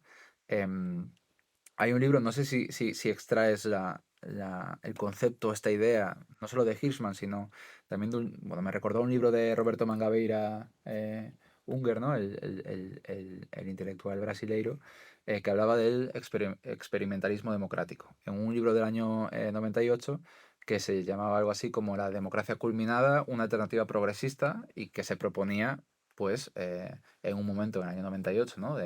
Todavía de recuperándonos del ostión histórico, con perdón, ¿no? De la victoria neoliberal, pues proponía cómo recuperar poco a poco, desde un enfoque tanto idealista como pragmático, pues una alternativa efectivamente progresista. Y Unger escribía en este libro que el ámbito que más urgentemente necesita una intervención utópica y pragmática era el de los arreglos institucionales. De ahí un poco también mi obsesión con plantear propuestas que tengan que ver con reforma de instituciones realmente existentes o creación de nuevas instituciones. Y, cito textualmente del libro de Mangabeira, esto exige que hablemos dos lenguajes en apariencia contradictorios: el del cálculo de intereses, bueno, el lenguaje pragmático por antonomasia, y el de la profecía política, ¿no? Esta dualidad, que creo que también está muy presente en el libro de Shang. Shang habla de la gobernanza experimental, ¿no? Esa disposición a experimentar constantemente, de desprenderse de alguna manera de ciertas inercias o categorías políticas, de una mochila, ¿no? Heredada, a la que no podemos renunciar por completo, pero sí, digamos, aligerarla un poco más. Y cierro con otra cita de Shang, para hacerle rabiar, ¿no? Porque él no ha citado mi libro ni una sola vez, pues ya van varias. Está por ver si se lo ha leído, realmente viene aquí. Dice No Shang, me suena, ¿no? y esta cita me encanta, dice: la estrategia para superar la crisis climática no depende tanto del hallazgo de la táctica perfecta, sino de la intermediación efectiva entre la diversidad de tácticas que por fuerza van a coexistir. Sí es un error, sin embargo, la insistencia monomaníaca en una única forma de intervención, a expensas de todas las demás. El hacer de la confrontación permanente entre esas tácticas el objeto principal de disputa. Yo creo que es totalmente así, ¿no? Muy bien. Qué bien. Parezco más listo cuando me citaste. Yo voy solo, como tengo dos cosas. Creo que una es, me parece siempre interesante historizar lo que nos pasa. Yo creo que nuestra obsesión con el rechazo a lo utópico viene de la fundación de la tradición de la que formamos parte, en un contexto en el que efectivamente la intervención política creo que estaba saturada de un utopismo bastante impotente. Entonces, en esa coyuntura me parece muy razonable como, ¿no? Como gesto de identidad propia, romper con eso e insistir como, ¿no? En la cientificidad, o como se diga, de tus planteamientos, y como que tú has descubierto como, ¿no? La clave del puzzle histórico que te permite como predecir con mayor, ¿no? Certeza lo que va a ocurrir y las formas correctas de intervención, quién va a ser el sujeto, ¿no? Histórico, emancipador, etcétera. Entonces, creo que eso pues tiene cierto sentido. En algunas de esas predicciones se mostró razonablemente veraz, en otras catastróficamente equivocado.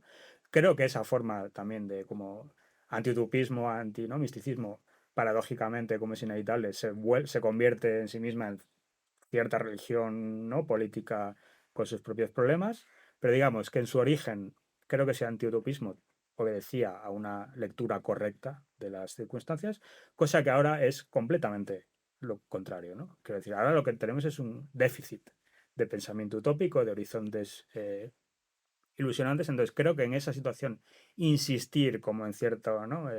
No hay que soñar, sino que hay que centrarse en lo que está pasando, ¿no? En el momento dado de forma monomaníaca es contraproducente a nivel político. Entonces, dado eso, yo quiero decir, hay una forma de reconciliar esas dos tensiones, que es pues, ¿no? La utopía concreta, el utopismo pragmático, etcétera, que es como, yo creo, razonable, pero también, en el fondo, no dice nada, pues como existen esos dos polos y lo que hay que hacer es unirlos, como, bien, Bueno, por resolver la política. claro, has resuelto como, ¿no? El problema. Entonces, aunque yo defiendo eso, creo que igual en esta circunstancia lo que hay que hacer es ser un poco provocador y un poco duro en la posición y decir, lo Un que hay que poco hacer ahora intransigente, es incluso.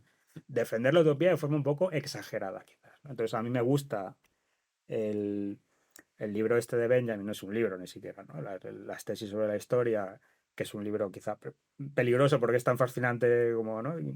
Estéticamente, que incluso te puede hacer como desviarte un poco, ¿no? Del camino correcto, creo, pero tiene esta parte en la que él critica como la concepción del trabajo en el mundo socialista y como que lleva a la dominación de la naturaleza, la explotación de los, ¿no? de los proletarios, etcétera. Y dice, yo realmente lo que reivindico aquí es el utopismo de Fourier, y esta idea de pues, que lo que podemos hacer con nuestro trabajo es algo así como ayudar a parir lo que ya está en el seno, ¿no? de la historia, y habla de las 4 lunas que iluminan el cielo nocturno todos los días, convertir los mares como en gaseosa, no sé qué dice, o limonada, convertir a los animales en nuestros ¿no? sirvientes. Entonces, es interesante, por una parte, que todas las cosas concretas que dice me resultan una pesadilla.